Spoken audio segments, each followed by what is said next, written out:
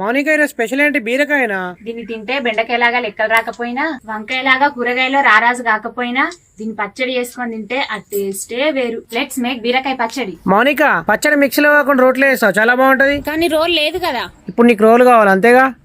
ఇందులో రోల్ ఉందా?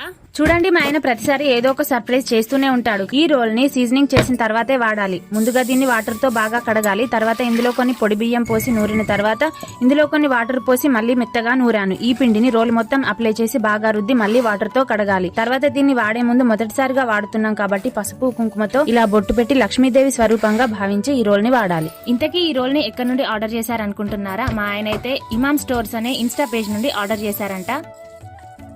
ఇగో మౌని, మన కొత్త రోట్లో వేసిన బీరకాయ పచ్చడి టేస్ట్ అయితే నెక్స్ట్ లెవెల్, సూపర్ ఉందండి. మీకు కూడా ఇలాంటి ట్రెడిషనల్ లుక్ రోల్ కావాలంటే స్క్రీన్ మీద ఉన్న నెంబర్ కి కాంటాక్ట్ అవ్వండి. మరిన్ని ఇలాంటి అద్భుతమైన రోళ్ళ కోసం ఇక్కడ ట్యాగ్ చేసిన వాళ్ళ ఇన్స్టాగ్రామ్ పేజ్ అయితే ఫాలో అవ్వండి.